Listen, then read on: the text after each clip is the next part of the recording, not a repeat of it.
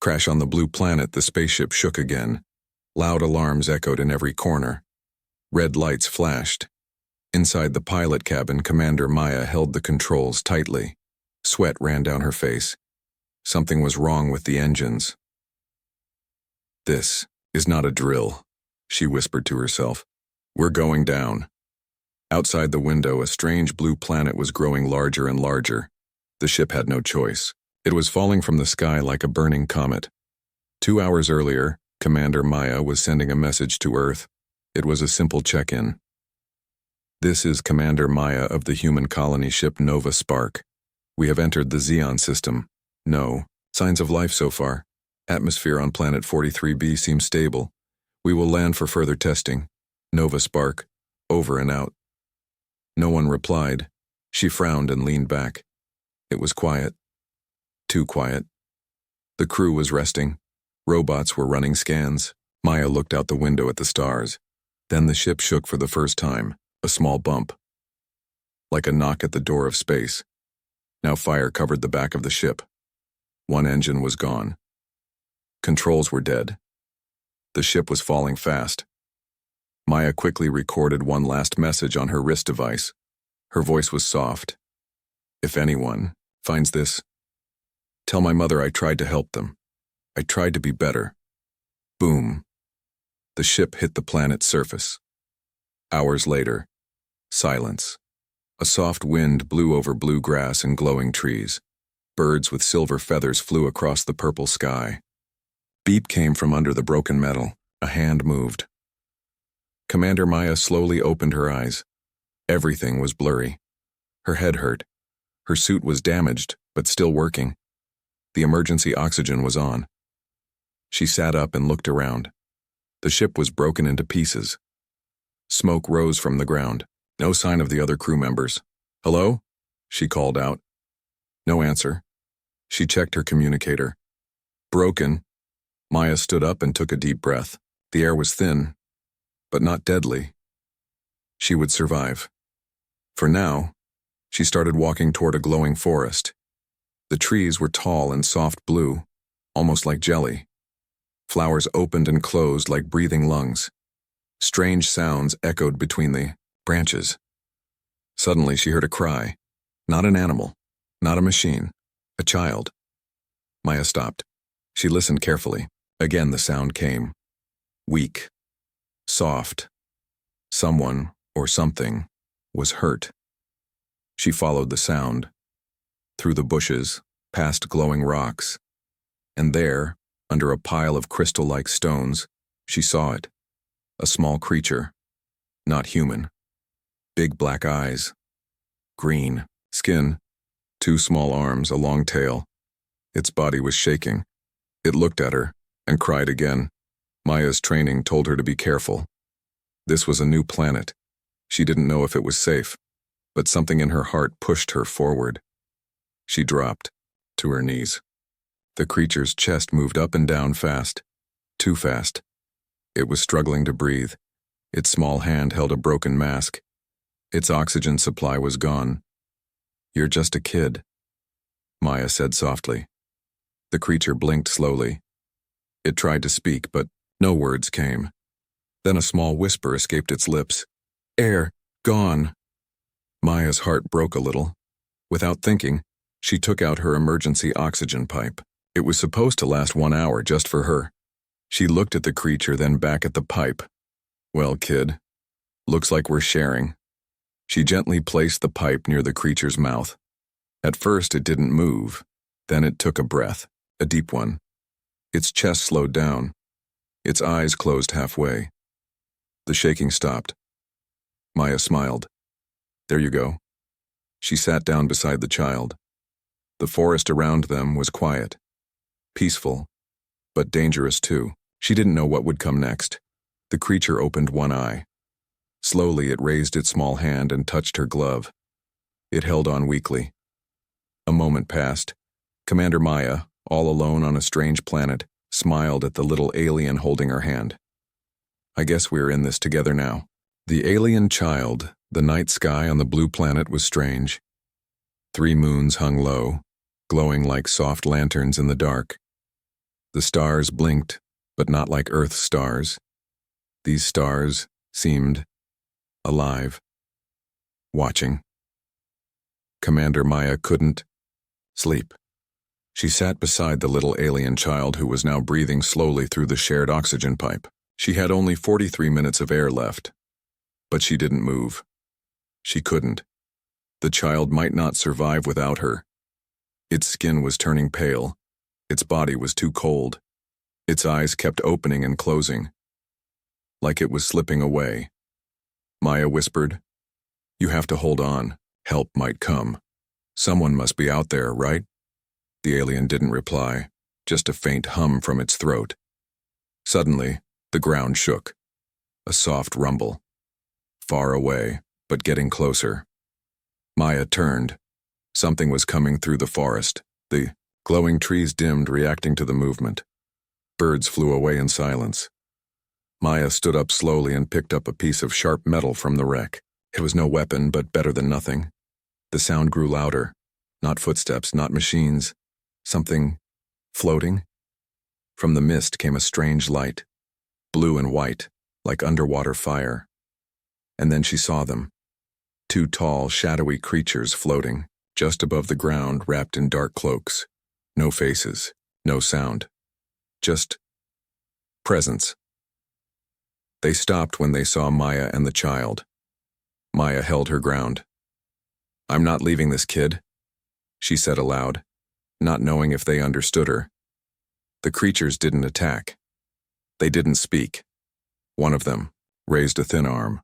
A ball of light floated out from its sleeve. The light hovered over the alien child's body, scanned it, then turned red. A cold robotic voice echoed, "Subject 9414, oxygen failure. Organ decay level, 62%. Risk, critical." Maya stepped between the child and the floating beings. "Help him," she said. "He needs your help." The second figure moved forward. It spoke in a strange, glitchy voice. "You are not from this world." "No, I'm not," Maya replied. "But this child is, and if you don't help him, he'll die." A pause. Then the voice replied, "He is not our concern." Anger boiled inside her. "Not your concern? He's just a kid." But the figures started to drift back into the mist, fading like smoke. "Cowards," Maya whispered. Maya turned back to the child.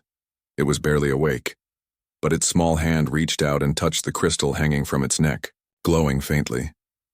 Maya carefully took the crystal in her hand. It was warm. Suddenly, her wrist device beeped, a weak signal. Strange data was coming through. Lines appeared on the screen. An alien language, but her translator program kicked in. A message, "Guardian Beacon, Last Light Protocol. Activate Sky Tower." Maya stared at the words. What was Sky Tower? And why did this little child have a beacon? She looked back at the alien. "You're not just any kid, are you?" The child barely opened its mouth. "Key. I am the key." Maya blinked. This wasn't just a rescue mission. It was something bigger. The crystal around the child's neck wasn't decoration. It was a key. And the Sky Tower must be some kind of place. Maybe a machine, a base, maybe even a hope. But suddenly, the ground cracked again. This time, it was not the floating creatures. Something else was waking up. From the dark side of the forest, black vines crawled out of the soil, moving like snakes. They wrapped around trees and pulled them down. A loud screech echoed, not from an animal, but from something mechanical and angry. Maya didn't wait. She lifted the child into her arms. He was light, almost weightless. Her oxygen was down to 31 minutes. She ran. Branches slapped her suit. Glowing bugs flew past her face. Behind her, the black vines chased, tearing through anything in their path. "Just a little longer," she said to the child. "Don't give up." Her eyes scanned the distance, and then she saw it, a structure hidden behind a waterfall, almost invisible in the moonlight. An old alien building, tall and cracked but still standing. She pushed through the waterfall, gasping, and stepped inside. The moment she entered, the vines stopped. They couldn't cross the threshold, like something was protecting the building. Inside it was dark, but when her boots touched the floor, the walls lit up. Symbols glowed. Machines hummed softly. Like they were waiting, she laid the child down, on a table. Lights scanned him again. This time, the voice said something new. Royal signature detected. System awakening. Maya stood frozen. Who was this child? And what had she just stepped into? Danger in the mist. The alien structure was old but alive. Dim blue lights glowed along the walls, responding to Maya's steps. The air inside was warmer than the forest, and strangely still. No wind, no sound. Only the soft hum of ancient machines. The child lay on the stone-like table in the center of the room. Small lights moved across his body, scanning. Maya stood nearby, her oxygen levels dropping. 24 minutes left. But she wasn't thinking about herself anymore. She watched the child, so fragile yet somehow powerful. He had called himself the Key, and this place had responded to him. Machines had woken up. Systems were activating. The wall in front of her suddenly lit up. An image formed. It was a map, a moving map of the planet. Maya stared. At it, one icon blinked red. A place far away, high in the mountains, shaped like a tower. A voice spoke from the ceiling. Sky Tower. Critical failure. Environment decay at 79%. Oxygen production offline. Maya realized the truth. This planet had once been rich in oxygen, but now, the machines keeping the air alive were dying, and the Sky Tower was their core. The child was no ordinary alien. He was the key to turning it back on. The child opened his eyes slowly. His voice was weak, barely above a breath. They turned it off. Maya knelt beside him. Who turned it off? My people. They fought. They were afraid of the humans, afraid of outsiders. So they shut the sky, shut the air. Maya understood. Fear had destroyed this world, but the child, maybe a prince, maybe something more, was trying to bring it back. And now, she was the only one who could help him. But suddenly the structure trembled. Dust fell from the ceiling. Maya grabbed the metal rod again, ready to defend. A sound echoed from the entrance. Not footsteps, not machines. Something breathing. Heavy. Wet. She backed toward the table. The child whispered, "The mist." What mist? It follows. It eats air. It eats light. The doorway darkened. Thick fog poured in, unnatural, swirling with black shapes inside. It wasn't mist. It was alive. And it was hunting. Maya acted fast. She grabbed the child and rushed deeper into the structure. The walls shifted as if guiding her. Doors opened automatically. Lights flickered, but the mist followed. She heard whispers in the air. Not voices, not language, just thoughts. Cold, empty thoughts. Give the key. Human. Leave. Maya shouted. Come take him if you dare. The hallway narrowed. She found a chamber ahead with a round platform glowing softly in the floor. A message appeared above it. Transport pad active. Destination? Sky Tower. But before she could place the child down, the mist poured into the chamber. Shadows reached out like claws. One touched her arm. Cold. Her skin burned. The child cried out in fear. Maya turned, held the child close, and stepped onto the platform. The shadow screamed. Flash. Light exploded around them. Everything vanished. Seconds later, they appeared on a high cliff. Cold wind, snow, thin air. They had arrived near the Sky Tower. It stood far above them, tall, broken, half covered in ice. It reached toward the clouds like a finger of stone, and around it, silence. No signs of life. No machines. Nothing. Maya fell to her knees, gasping.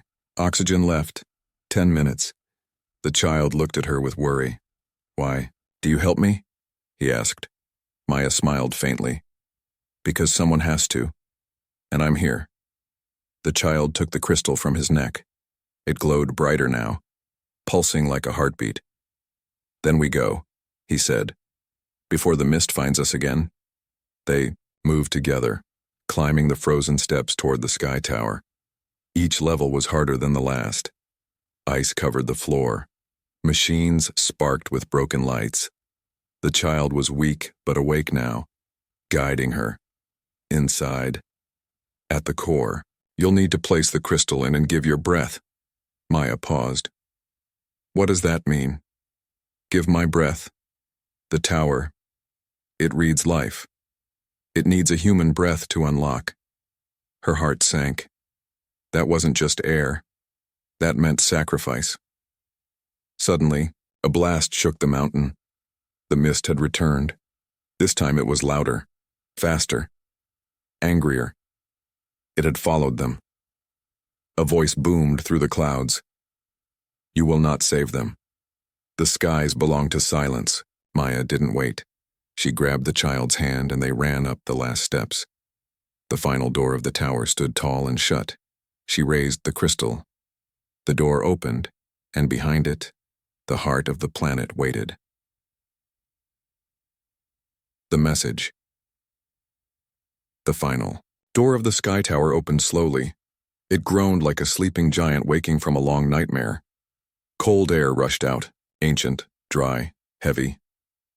Inside, the tower was dark, but not silent. It breathed. Walls pulsed with weak light. Old machines flickered like dying stars. Commander Maya stepped forward, carrying the alien child in her arms. Both of them were exhausted. Both of them had come too far to stop. Oxygen left. 6 minutes. The child pointed toward the center of the room. A raised platform waited there. Above it, a large machine hovered silently. Wires like veins connected it to the walls. In its center, a round hole, shaped exactly like the crystal the child wore.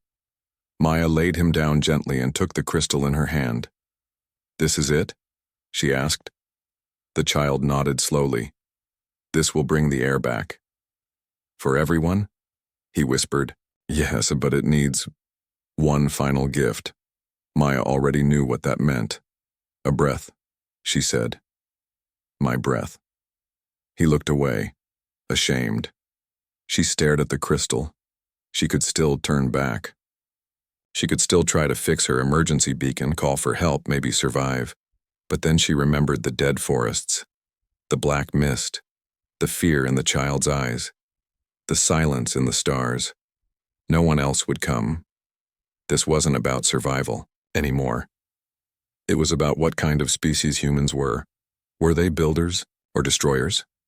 Helpers or cowards? Suddenly the walls lit up, bright, golden. A voice echoed through the chamber. Final protocol, message to the stars. A large screen opened on the far wall. Glowing symbols appeared, then translated into simple human text. Maya watched in silence as the truth unfolded. The message. We were once many, strong, proud. We ruled this world. We had air, water, sky. But then, we feared. We saw the humans. We saw your wars, your weapons, your fire. We closed the tower.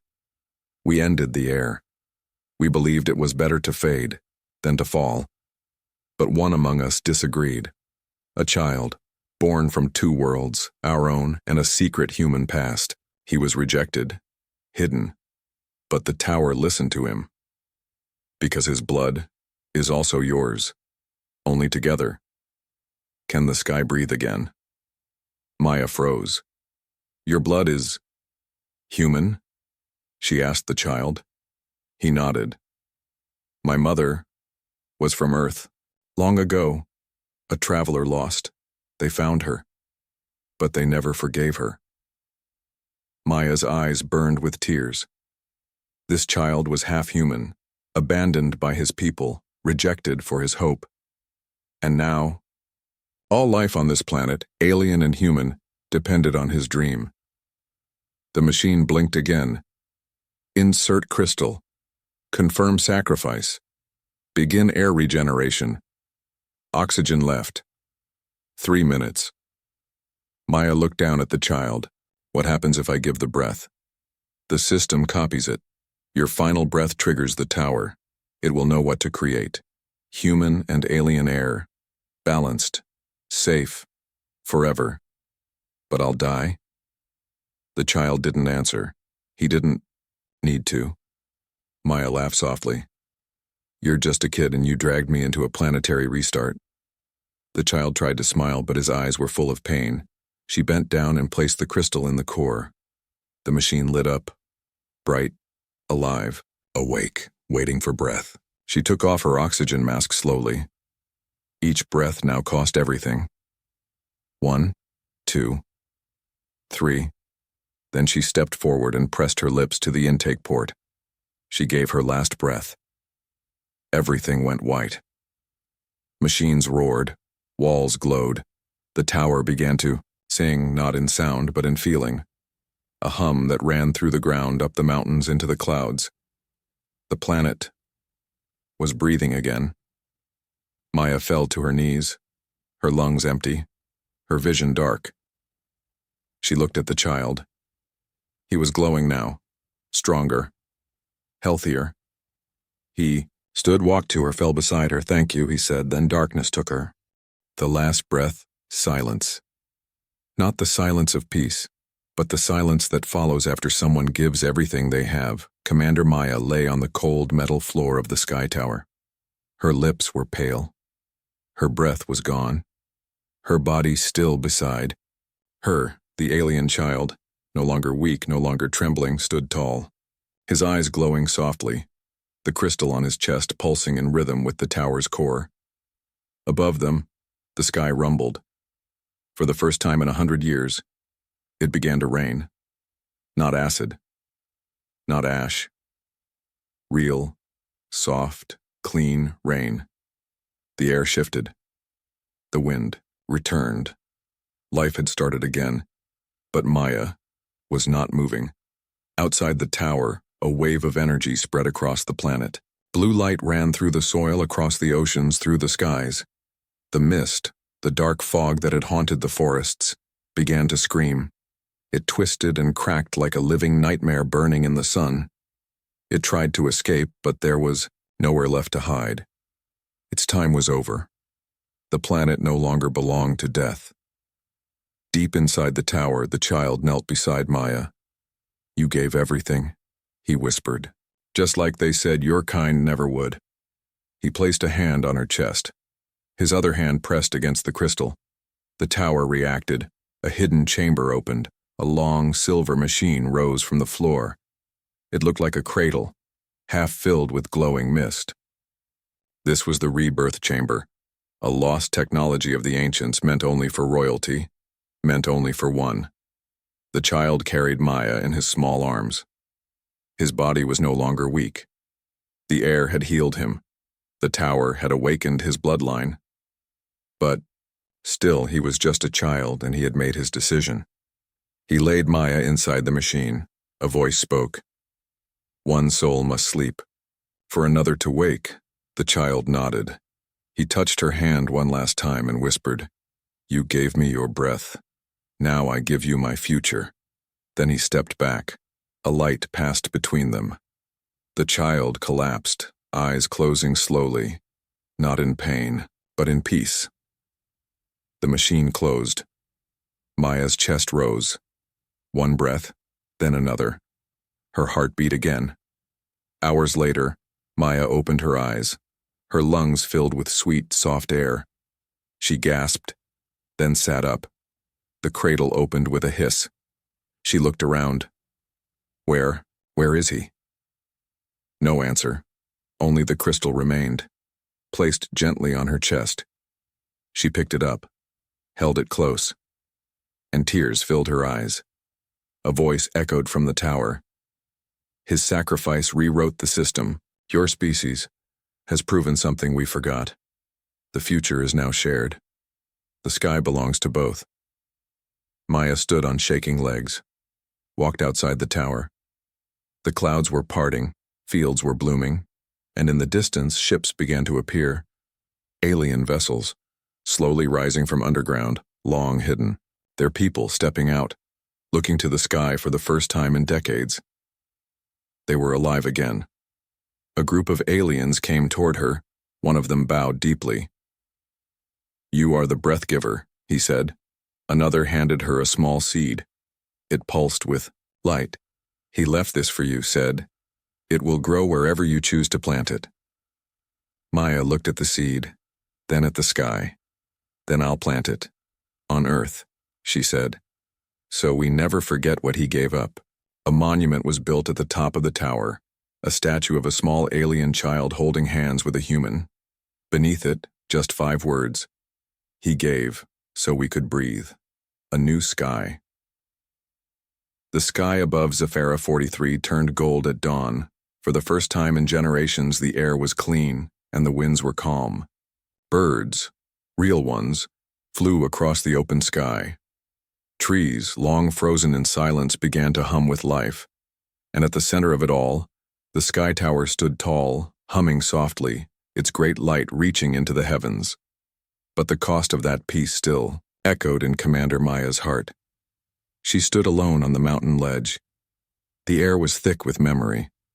Her fingers clutched the glowing crystal the child had left behind, the only piece of him that remained. A young alien, half human, who gave his future so others could breathe. Maya looked out across the valley. Ships were rising from the ground, hundreds of them. The alien people, once buried beneath fear and silence, were waking. Some stood in awe of her, others with suspicion, and a few with anger. She should not be trusted. She used the child for her own gain. One human does not erase 1,000 wars. These words were whispered in dark corners of the alien city, rising again. Even as air returned, fear returned with it. Fear of what came next. Maya was taken to the great council hall, a place built long ago by the ancient rulers. Tall glass walls, glowing runes on the floor, and 12 leaders, each representing a surviving region of the planet. They stared at her like a puzzle they didn't know how to solve. The head speaker, a tall alien with silver eyes, spoke first. "You carry the breath of 2 worlds. You hold the crystal of our last royal bloodline. Tell us, Commander, what are your intentions now?" Maya paused. She wanted to say, "I don't know." But instead, she said the truth. "I came here by accident, but I stayed because of a child. Your child. Our child. He believed that we were better together, so that's my only plan now, to prove he wasn't wrong." A silence followed. Then, laughter. But not cruel. Soft. Sad. Another elder leaned forward. "Words are easy. Peace is not." Before they could speak further, a young council aide ran in, panic on his face. "We have a signal," he said. "From orbit. A human ship has arrived." The room froze. Maya's eyes widened. "A rescue ship?" "No," the aide said. "A warship, fully armed. In orbit, above Zephyra 43, the Earth ship Valiant held position. Its captain stared at the planet below. "This world is marked as hostile," he said. "Last known report, unknown alien species. Crashed colony ship, no communication." "Commander Maya's beacon just reactivated," the officer beside him added. "But it's sending alien code." The captain narrowed his eyes. "That could be a trap." "What are your orders, sir?" A long pause. Then the captain gave it. "Prepare weapons, and send a warning to the surface. They have 1 hour to return our commander, or we open fire." Back on the surface, the message arrived at the sky tower. "You have 60 minutes to surrender the human known as Commander Maya, or suffer full orbital strike." The alien council erupted into argument. "They came for blood.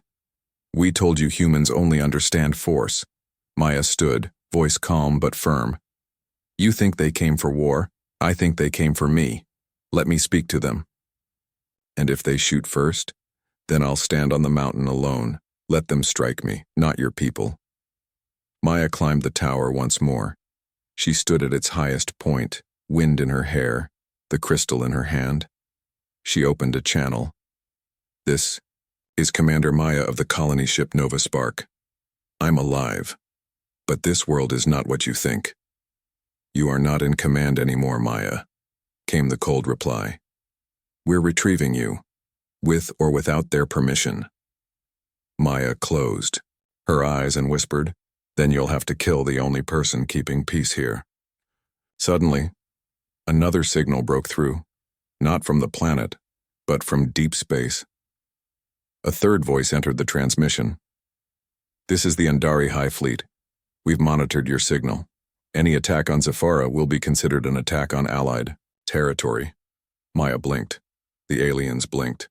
The humans hesitated. Because the Andari were powerful, a galactic civilization. And now, they were watching. A new sky had begun.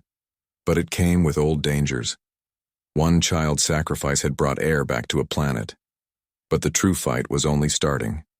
Peace, or power, truth, or fear, and Maya would be the line between them. Humanity lives on above the planet Zephyra 43. Three forces waited in silence. The human warship, engines armed, weapons hot. The new alien alliance watching from the surface, protecting what they had just rebuilt.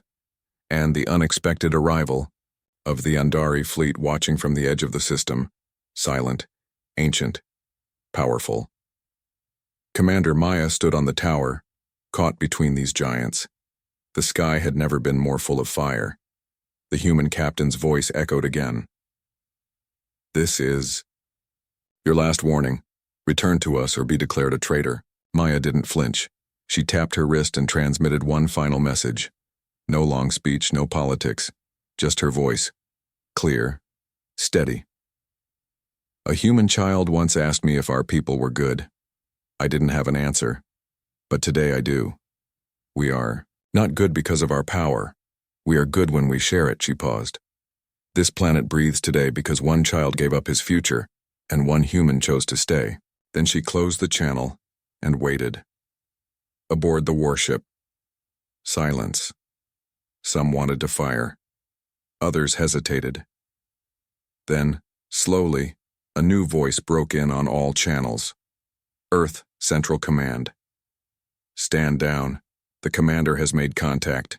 Mission status changed. This is no longer a war zone.